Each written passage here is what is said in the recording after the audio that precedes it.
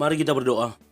Bapa Sorgawi, Bapa yang kami sembah dalam nama anak-Mu Tuhan Yesus, sungguh kami sangat bersyukur, berterima kasih kepadamu Bapa untuk segala kasih, kebaikan, kemurahan Tuhan yang masih Tuhan berikan kepada kami sampai dengan pagi hari ini, di mana kami boleh tidur dengan tenang, bangun dengan selamat pada pagi hari ini tanpa kekurangan suatu apapun.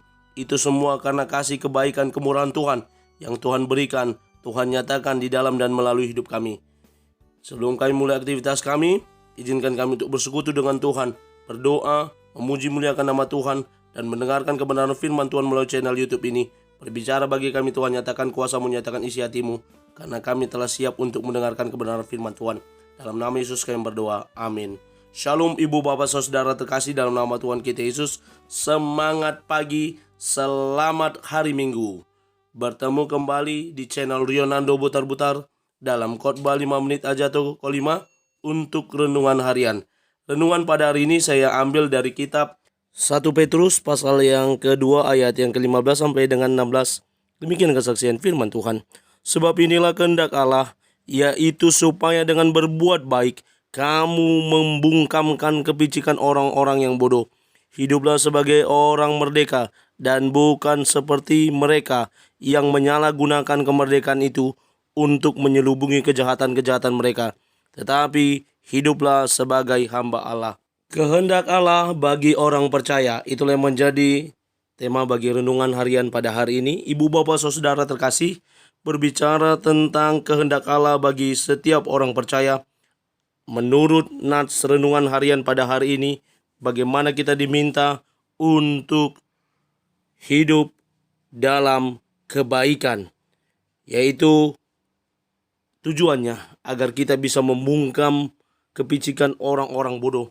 Banyak orang pada saat itu di mana mereka mendiskreditkan orang-orang percaya, para pengikut Kristus sebagai pendatang dan perantau. Tentu saja hidup mereka menjadi sorotan.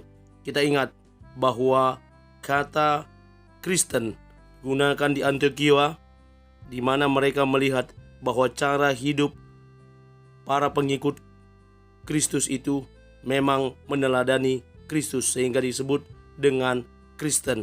Dan cara-cara hidup seperti ini yang menurut sebagian orang harus merujuk kepada jati diri Kristus yang diteladani. Dan ketika tidak sesuai dengan itu, maka sering menjadi bahan cemoohan, menjadi bahan ejekan bagi orang-orang yang membenci kekristenan.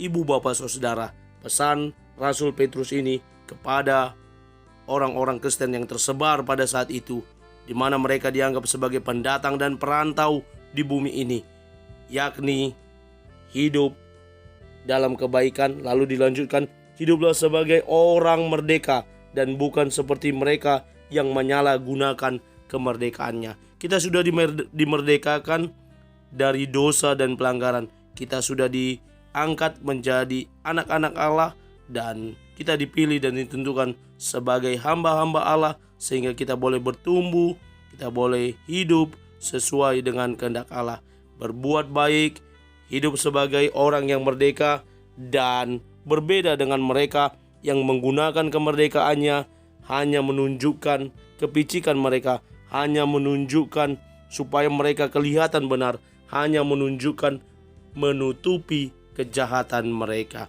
Dan selanjutnya di pesan Rasul Petrus, hiduplah sebagai hamba Allah. Bagaimana hamba Allah hidup dengan cara-cara yang benar, dengan cara-cara yang tepat, yang menjadi teladan bagi kehidupan banyak orang. Ibu bapak saudara, saya mengutip beberapa kata-kata bijak, kata-kata motivasi.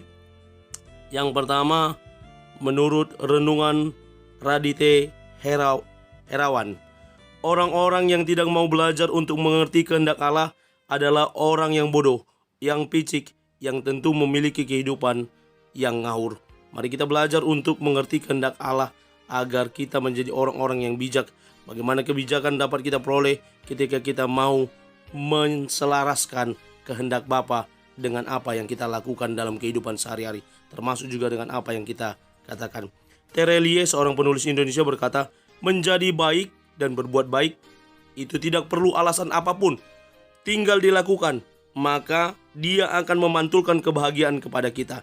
Selain memantulkan kebahagiaan, orang yang membenci kekristenan juga akan dibungkamkan dengan perbuatan baik kita. NN berkata, jadikanlah kebaikan sebagai panggilan jiwamu, agar Tuhan selalu memanggilmu saat ada kebaikan yang harus dilakukan. Ada NN yang lain berkata, di dunia ini banyak orang baik. Jika engkau tidak menemukan orang baik tersebut, maka jadilah salah seorang orang baik. Mari kita lakukan kehendak Bapa yang hari ini boleh mengingatkan kita untuk berbuat baik, hidup sebagai orang merdeka, dan hidup sebagai hamba Allah. Amin. Kita bersatu dalam doa. Terima kasih Bapa untuk firman-Mu yang telah kami dengarkan pada pagi hari ini. Mampukan kami untuk menjadi para pelaku kebenaran firman Tuhan, yang terus bertumbuh di dalam kebenaran firman Tuhan, yang terus melakukan kehendak-Mu dalam hidup kami. Berbuat baik, hidup sebagai orang merdeka, dan hidup sebagai hamba Allah. Terpuji nama Tuhan. Kami mulai hari ini dalam nama Yesus kami berdoa. Amin. Selamat beraktivitas. Tuhan Yesus memberkati. Shalom.